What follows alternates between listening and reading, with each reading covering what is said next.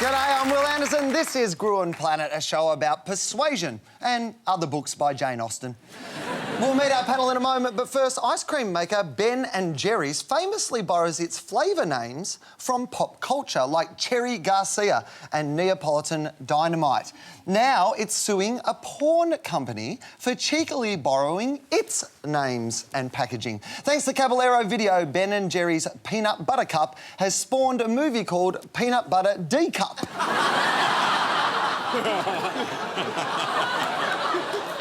And Boston cream pie has been reinvented as Boston cream thigh. And in both, you still get a mouthful of nuts. Top-end fashion ads usually try to convince us they're elegant, classy, sexy. Not this one for an upmarket British department store. The Harvey Nichols sale. Try to contain your excitement.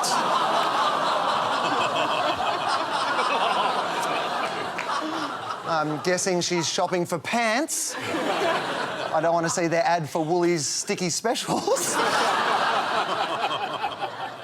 While we're on the piss, Carlton Draughts, a new beer chase ad as industry types predicting big things next year at Cannes. But for our money, the best beer ad of 2012 is one that screened during the Super Bowl. It was shown only once and only in the township of North Platte, Nebraska, the second smallest TV market in America, ranked 209th out of 210. The ad stars Will Ferrell.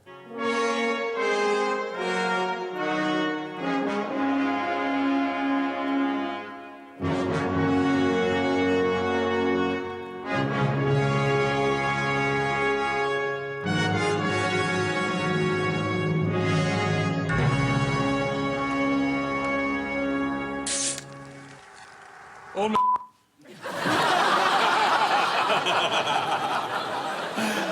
Couldn't have said it better myself. Gruen Planet, put time back in your day. All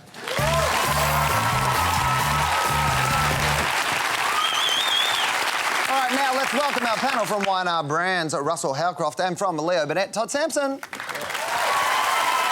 They're joined by freelance communications strategist Carolyn Miller and the Impossible Institute's Dan Gregory. Welcome, welcome. Tonight, the world's coolest brand. When you think about your iPhone, it's probably the object that you use most in your life. We take changing it really seriously. We don't want to just make a new phone. We want to make a much better phone. iPhone 5 is the result of this approach. It's been completely redesigned. And for the first time ever, we've increased the size of the display. iPhone 5 is the thinnest, lightest iPhone we've ever built. Oh, I have an erection. Russell, could any other company talk like that its product is the most important thing in our lives? It's interesting, is that when you think about American mega brands, so you go back to, say, the 70s, and you've got Coca-Cola, which in effect was the equivalent in terms of just ubiquity and massive success. And their line, of course, was, you know, I'd like to teach the world to sing. So there does seem to be a correlation between really sort of almost creationist in how you sort of approach the world and this mega success. There's no one else, though, that can talk like that. I mean, the Californian accent, if you like, of Apple is a really important component for its success. For those that don't believe that advertising, spin, branding works, you just need to think about how many people around the world believe Apple is the best technology around. I mean, this is image marketing at its best. This is probably the pinnacle of image marketing. It's based on, you know, how users associate themselves with the brand. Everything from the eye in the iPhone, you know, the intelligent user in the iPhone, it's all linked to who you are, and it's created this unbelievable demand that is definite beyond reason. I also think the claim is true. I was reading in the Herald a couple of weeks ago that apparently 25% of people aged between 21 and 42, the first thing they do in the morning before they get out of bed is check their Facebook status. So the first thing this generation touches in the morning is their phone. Times have changed. No, I like to keep things old school. I mean, come on, Dan, you've got two hands. The iPhone 5 was announced, as these things usually are, at a big industry event. A couple of weeks ago, the BuzzFeed website edited all the adjectives from the keynote speech into one supercut. Thinnest, lightest, thinner, thinnest, lighter, lighter, thinner, lighter, gorgeous, brilliant, gorgeous, gorgeous, beautiful. Thinner, thinner, lighter, just screams. Ultra fast, faster, faster, thinner and lighter, thinner, lighter, fast, faster, really fast, faster, beautiful, beautiful, stunning. The thinnest and lightest. I don't know if it's a good phone, but it won America's Next Top Model. In 15 years, Apple went from broke to the biggest company in the world. But for the first time, it's launching a smartphone into a market it's not leading. Samsung phones have been outselling Apple 2-1 this year. Dan, thinner and lighter, big enough selling points? I don't think Apple's ever sold on features and benefits. I think that what they've sold is an identity, that, you know, something you want to reflect about who you are. People say I'm a Mac, they don't say, well, I purchased some Apple software. And I think that their identity for a long time has been built around the idea of making technology more humanly intuitive. Everything they've done is to make technology easier for people to use. And if you think back to their original advertising line, a computer for the rest of us, that's what they've always been about, creating technology for the rest of us that's more human. And I think as long as they play to that, they've actually got an offering that's still relevant to the marketplace. I still think, though, with the iPhone 5, you've got to remember that half of Australia actually don't own smartphones yet. So for those of us who do own smartphones, it seems like a really big thing to upgrade. But to actually a lot of people, this will be the first way in. So this idea, those of us who already own smartphones, we're ready to go for the upgrade. We know that our phone's only going to last about 2 years. Really, iPhone haven't done anything significant with their phones in the last 3 releases. What you do need in consumer electronics is a new story. So even if the changes are minimal, people will still buy into it. But I think they're working off the premise that they don't need to improve the product, they need to find dumber customers. Oh, Because if you look at what they've done, so everybody knows, and it's kind of known within the industry, that the first iPhones that come out are the beta testing. So they're basically testing their iPhones on us. And we make complaints, we all go online, we complain about it, they then come up with the next iPhone. And so clearly they're not looking at a switching strategy or a new acquisition strategy, they're looking at upgrade strategy, which is probably more profitable for them. And we get excited by the fact that they're upgrading it. I was excited about it. I was like, oh my God, this one has heaps of features that I didn't learn how to use on the last one. And I also still think that the way people shop smartphones particularly is iPhone may not be the market leader in terms of sales this year, but the purchase path process is, am I going to buy an iPhone or other? And that's kind of how the division works. And then you go into Android, and this is where Samsung and HTC and all these other players are going, is that iPhone needs the constant new use to constantly be that power player in the market. When the iPhone 5 announcement dropped, the story was front-page news all over the world. Todd, is that Apple PR or is that the world's media knowing that Apple stories get eyeballs? Yeah, Apple stories get eyeballs. It's the largest company in the world, so when they speak, you know, everyone listens and they talk about it. And you know, most of the news is being read on Apple products as well. But I think that the difference between them and every other company is their scale and size and how they've infiltrated into our lives. They are not a technology company, they're a lifestyle brand, and it's a very important brand. So everyone's reading about it. Everyone, and the media fuels Apple more and more. The challenge I have with them is that they've gone from challenging the institution to becoming the institution. And it'll be interesting to see how they continue that, because I think that fuel, that cultural fuel, will start to run out. That's actually their big issue. Is they started their company, they said, you know, why join the Navy when you can be a pirate? Well, now the pirates have become the Navy. Their real issue is going to be, how do they move forward when we're no longer a challenge brand? What do we mean to our consumers from now on? That's right, and you'd have a look at Levi's as another example. It's interesting, they're all sort of California, and they grab a hold of something that humanity gets excited about. So Levi's is about revolution and teenage, and everyone goes, oh, I've got to have a pair of Levi's. But then, of course, all of a sudden, they become Dad's Levi's. And as soon as they're Dad's Levi's, then you don't want to wear them anymore. No iPhone hype is complete without the queues outside the Apple stores. By last Wednesday, 2 days before the phones went on sale, News Limited was running an article about Todd Foote. First in the Sydney queue. Within 24 hours, he was everywhere. How do you go to the bathroom? Yeah, look, so we've got a really supportive team from mobilephonefinder.com.au, but basically the Apple Store is also helping us out a lot. Some more hard-hitting journalism from the good folks at Channel 10.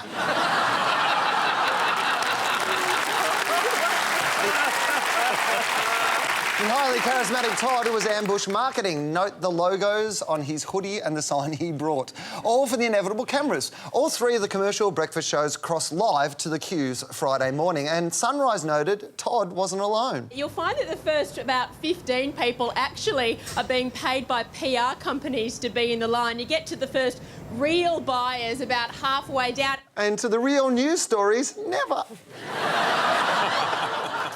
Dan, when your PR event is mostly an opportunity for other brands to have a PR event, what's the purpose of the PR event? Well, the thing is, I think what it demonstrated was that an iPhone launch or an Apple launch is such a big event that other brands will try and piggyback it. So I just think that makes the Apple event look even bigger. Yeah, Apple wins in this one for sure. I think so. This is all part of the pilgrimage, the cult of Apple. You know, the pilgrimage once a year to their place, you know, where they all lie down and wait for their products to come. And every year that is fueled more and more and more and more people come. And if you think about it, as funny as it is, and it is absolutely ridiculous, because we can all get one, but there's over 50,000 products launched a year, but only one has that fanfare. That's pretty amazing. Well, Russell, every other product would love this, wouldn't they? Every other product would love that every time you brought out a new bit of your product, the world's media ran it on the front pages. Of course, and it's incredible engineering by Apple, and of course it's amazing engineering by Steve Jobs. Sadly, Steve Jobs isn't around anymore. So can they continue that sort of engineering of scarcity and engineering of hype? That's a thing which I think is going to be interesting in the medium term.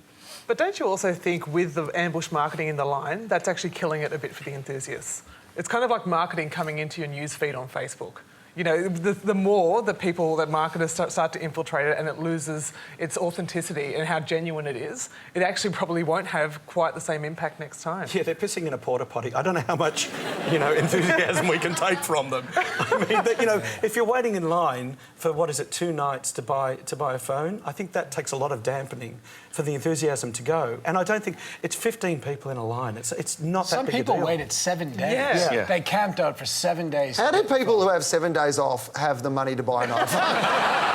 Well, they were working from their computers. Free Wi-Fi outside the store.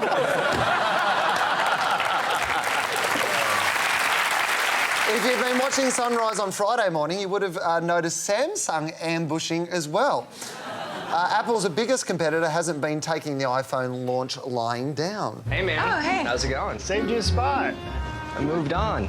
But you're not gonna miss all this? I got the Samsung GS3 now. Is that a Samsung? That's a new Samsung. It is. It's pretty cool. But I kind of like it. This one's 4G. Yeah, we've had that for a while. This one's got a big screen. This one has a bigger one. And we can share videos instantly. You can watch a video while you're sending an email. Well, we're gonna get that, for sure. Maybe not this time, but the next time, right? Samsung's going pretty hard. Todd, you work with the brand. Is there a danger when you attack someone on their own ground that you can go too far? Firstly, I think Samsung is not targeting the die-hard Apple loyalists. They're targeting the undecided, the potential switchers, the ones that are sort of in the middle.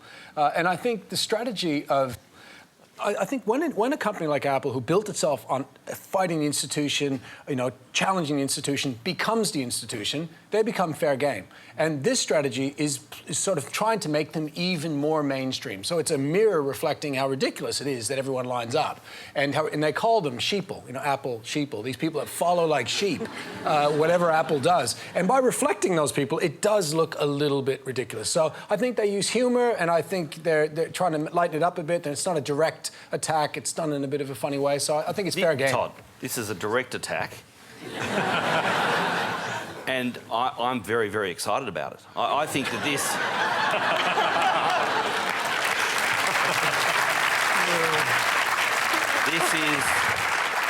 this is really brave. I think that this is Samsung actually going full-on head-to-head. I do think it's very brave, and I do think it's terribly exciting.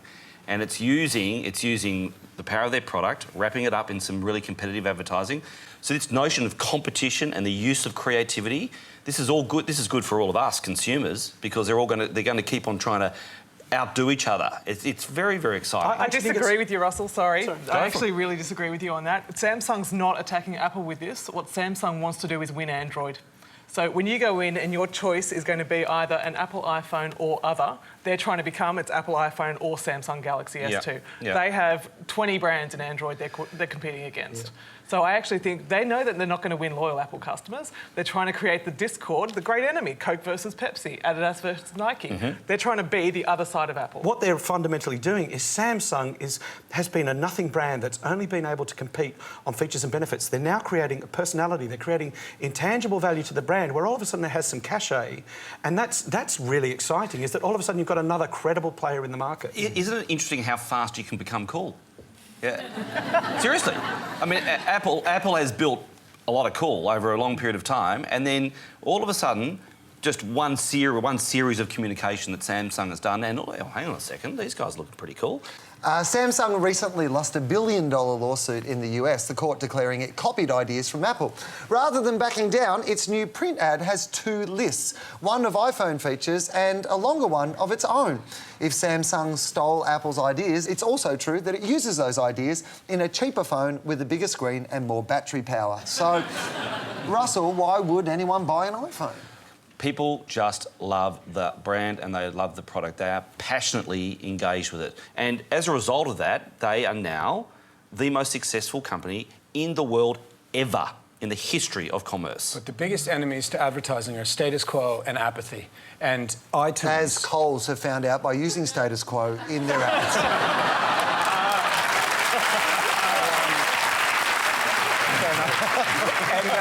And nothing fuels status quo and apathy better than iTunes. So what Apple did very cleverly early on is they created a closed system. So once you are in Apple's system, they teach you the language, they teach you how to transact, you put in your details, you find it very difficult to get out of that closed system. Now they're cleverly saying it's not just a closed system for a bit of your digital information. Now it's going to be, with Apple TV, it's going to be an entertainment closed system. So you'll have the TV and it'll all link up together. Breaking that is the major task at hand. This sounds all very exciting, but it also, to me, does sound like we're one step away from Apple bringing out a Terminator. They've already got that. That's in beta testing right now. Yeah. I'm totally lining up for that, though. Don't get the first one. If you watch the iPhone 5 trailer on YouTube, you get a Samsung pre-roll ad and ads on the right of the page over the video. And Samsung's not the only direction Apple's copying it from online. There's a lot of iPhone 5 mockery, Photoshop fun around the concept of longer and thinner. Of course, if Samsung wants to get its message across, all it needs to ask is, what would Palmer do? What would Queensland billionaire Clive Palmer do if he wanted to get the public on side? He'd erect a billboard celebrating himself, like he did in Brisbane in May this year. Clive Palmer, together we can do the extraordinary. I hope 10 metres on there was another one going, I'm awesome! Clive, you already are extraordinary.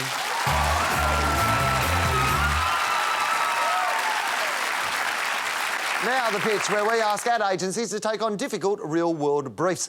In an era where everyone is desperate to show off their digital coolness, we've asked our agencies to come up with a campaign to convince us to abandon our iPads, Kindles and e-readers and go back to old-fashioned books. Can they do it? Please welcome from Thinkbone, Darren Ralph, and from Enigma, Mike Preston. Welcome.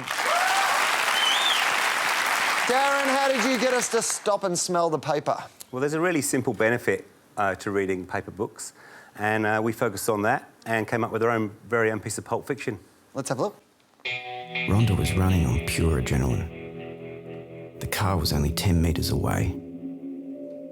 Inside her suitcase were 2 million reasons to keep going. And inside the car was the person who could bring back her sister. She approached the car. And when the window lowered, it finally all made sense. She couldn't breathe.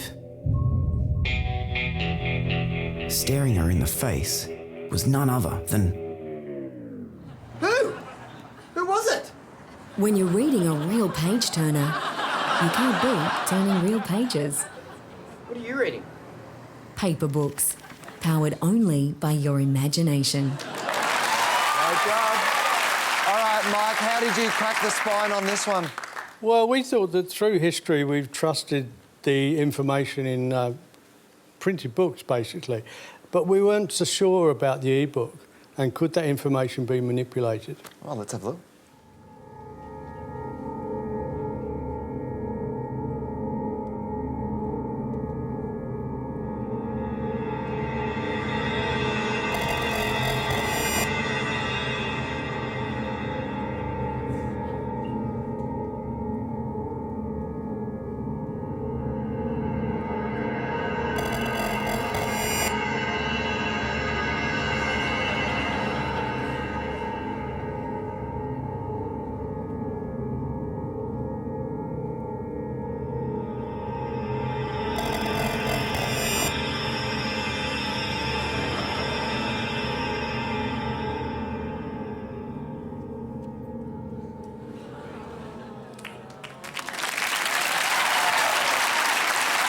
Both great angles. I love them both. Russell, I don't know about you, but I thought they were both fantastic this week. They are seriously both brilliant. So what's going to make me change from digital into a book? And I have to say, they were both fantastic, and I'm not allowed to say I like them both, though, am I? Well, you can say you liked them both, but you have to tell me which one you liked the most. OK, I'm going to go by Powered by Your Imagination, because I think selling against the weakness, i.e. the battery running out, was fantastic. So first one. All right. Carolyn?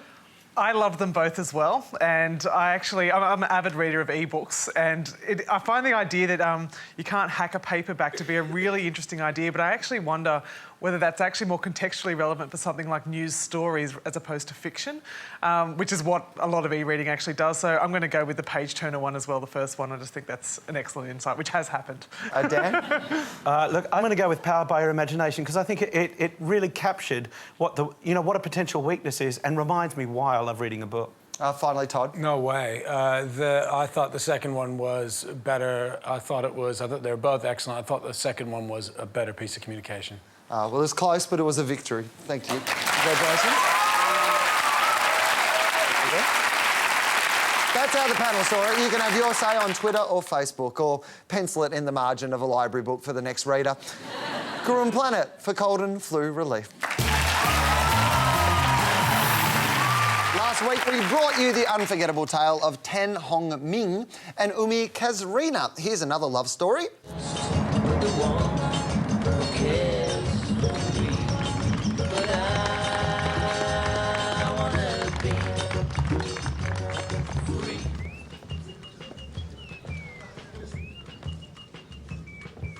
Congratulations, Dad.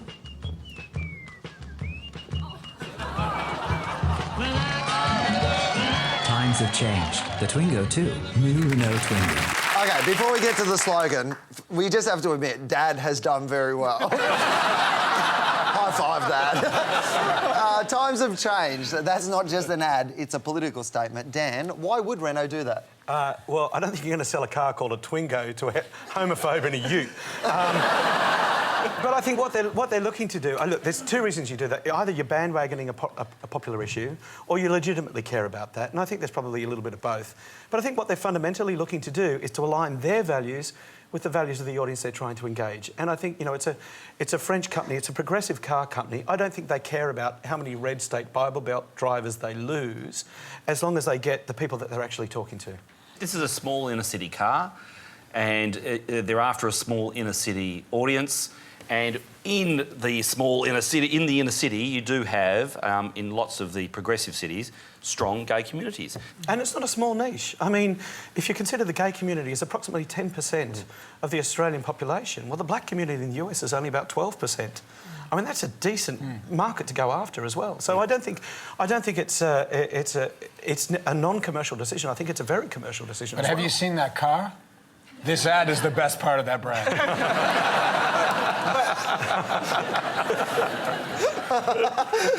There's a lot of gay people going, look, we endorse the ad, but not the car. For a ute. That's actually a really big point. I don't necessarily think that this ad is necessarily targeting gay people at all. I think it's really targeting young women, kind of leaving school, going to uni. Like people who want to feel like they're progressive and doing something exciting for the world and idealistic. That car really fits into that niche. And it's the perfect kind of first car, if you like. It kind of fits really. So they're looking for a bit of dad candy. Yeah. Renault, which also makes lesbian-themed ads, is not the only brand to come out in support of gay marriage. Lush Cosmetics has donated the revenue from a specially created soap to the Australian Marriage Equality Campaign. After Corey Bernardi's comments linking gay marriage and bestiality last week, SDA Travel tweeted, "Want a one-way ticket to anywhere, Corey Bernardi? Our treat." Carolyn, what are the risks for a brand in getting political?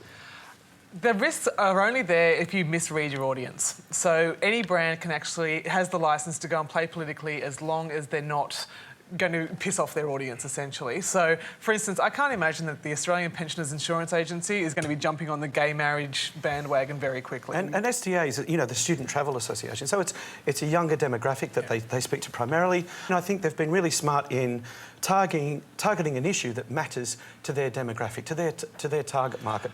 I think that the other big risk to this is tokenism.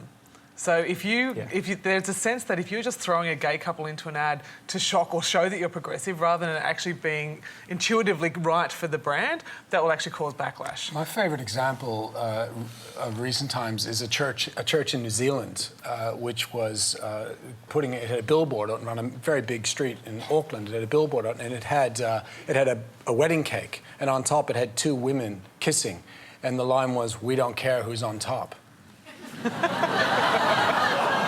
Oh my God, that is my two favourite things, cake and women kissing. I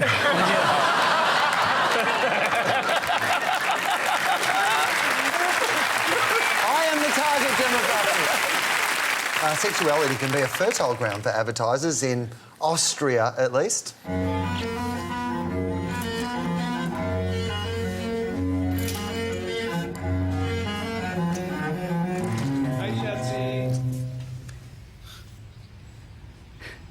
Weil Florian auch mal größere Sachen verstauen muss, hat IKEA die passende Lösung.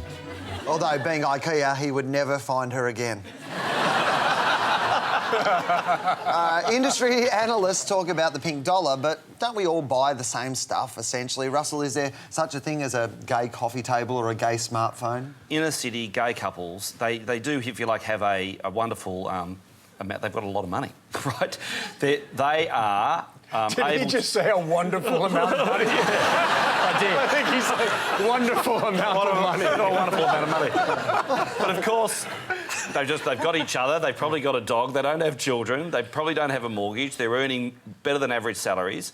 And so marketers, manufacturers will, if you like, aim it in their direction. I don't know that they literally say, let's do a gay smartphone. But I think what they definitely do, though, is get the best designers, create the best aesthetic, put it into the inner city and see if they can get that lucrative dollar, for sure. I think what they're also doing with something like that, I mean, the stereotypes of gay people, particularly gay men, is that they're actually very good at interior decorating and putting gay people into an IKEA ad and suggesting that gay people like it, so even you with no taste would be able to do it as well. You know, it does give it a certain authority. But, I mean, with these sorts of ads, though, they're not necessarily targeting gay people. It just makes the story interesting. Yeah. If you put a heterosexual couple into that ad, we've seen it 1,000 times before. But that ad with a gay couple in it is the twist at the end that actually makes it engaging and funny. And we reward the advertiser, don't we? So we say, good on IKEA, that's a cool twist. That makes me feel better about IKEA. Not that I feel badly about them, but it just makes me feel that they've got the gumption to do it. But the pink dollar, or the Dorothy dollar, as it's referred to in America, is another stereotype. You know, as Russell just described, it is a stereotype. But the reality is that in some way, capitalism has given a voice to an often invisible or just totally ignored market. Because the evolution was invisible, ignored completely, mocked in stereotype, and then now there's some positive, as we're showing, there are some positive pieces of communication that are targeted or involve members of the gay community. Yeah, because we know they've got high disposable income. Yeah. Not all, Russell. I mean, it's not like every gay man or woman is loaded with cash sitting at home with their dogs going, I can't wait to spend I believe what normally happens is the moment you come out, someone hands you a giant cheque. Of course, in your more sophisticated European countries, they have ads that acknowledge even non-adults can be gay. Allô? Moi aussi, je pensais à toi. Je regardais notre photo de classe. Toi aussi, tu me manques. Faut que je te laisse, il y a mon père qui arrive. Je t'embrasse. Tiens. C'est ta photo de classe? J'avais la même tête que toi à ton âge. Je peux te dire, je faisais un vrai carton avec les nanas. Dommage qu'il y ait que des garçons dans ta classe. T'aurais toutes tes chances.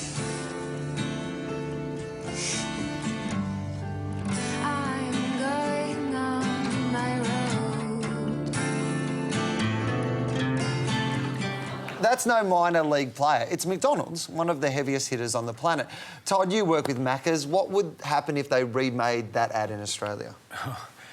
Look, I think everyone's welcome is a very good strategy for McDonald's, and I think it would work in this market. What's interesting about this ad is not so much the ad itself or the construct of the ad; it's that they're placing a gay man in the most iconic mainstream brand company in the world, McDonald's. And what they're saying is, most advertising is geared at trying to make people feel unique, and in this case, this advertising is trying to make them feel okay. Not unique in the environment. I actually like this piece of communication, and I would like to believe we would be accepting and open to that. But you have to put advertising in the context of the environment you sit in. If you put it in the context of the conservative Australian environment, that would create too much risk. I think they missed a wonderful opportunity. I was so desperate for the dad to acknowledge to his son that he knew that his son was gay. And I actually think they've taken a conservative way out in that commercial. It would have been fantastic. I was all ready to get, you know, a bit of a chill up my spine when the dad... the dad... Yeah, you get what I'm saying? I'm glad you were getting a chill up your spine, Russell. I do know what you mean, though. Like, it could have been just that little bit more powerful. It could have been... I just think when you make that in a... Why would you do that? What? I'm being dead set serious. No, yeah, so good on Macca's for doing that and saying, dear teenager, we know that things can be confusing, and whoever you are, whatever's confusing, come to us. We acknowledge that. But what they haven't done is show us the relationship between the father and the son, really powerful. Because what you've got here is a dad that wants to talk about what a bloody superstar he was. I think they were trying to make it real. I think they were trying to show that whether his father would accept him or not, that was not part of the story. It's that McDonald's brand is accepting and open. I know that it's not part of the story. I just wish it was part of the story. Sorry, Russell, let me phone them now and see if we can get an alternative version for you. You can make the Australian version where Dad just walks in and goes, "It's Mac time now. This is Mac, by the way." I'm loving it.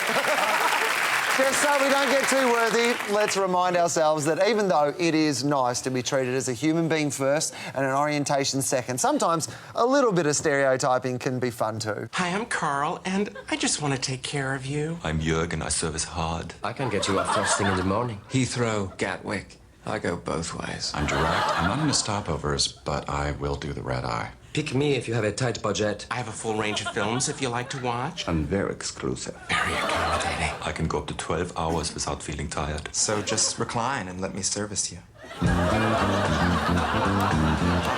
Hot towel.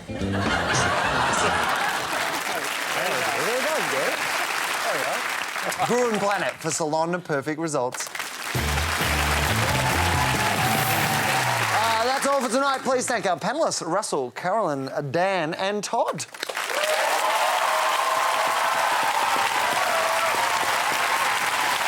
We'll leave you with another candidate for personal worst. Our quest to find the worst performance by an athlete in a commercial of all time.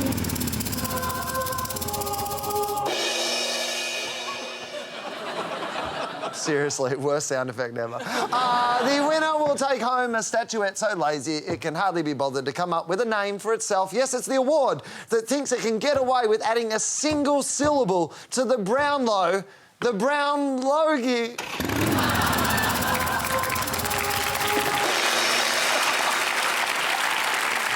We're celebrating Footy Grand Final week with an atrocious ad from 2009 featuring Carlton players Jared Waite and Andrew Walker. Hard to know where to start with this one. Scripting, production values, acting.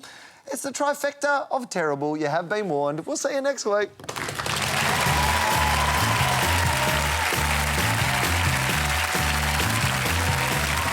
Hey man, cool phone. Yeah, it's great. I got it from Tally Choice. Yeah, they're on the ball. They sure are. All the latest phones, great plans and really friendly staff. Yeah, they're on the ball. Mate, as I said, great phones. Didn't you hear me? Mate, they're on the ball.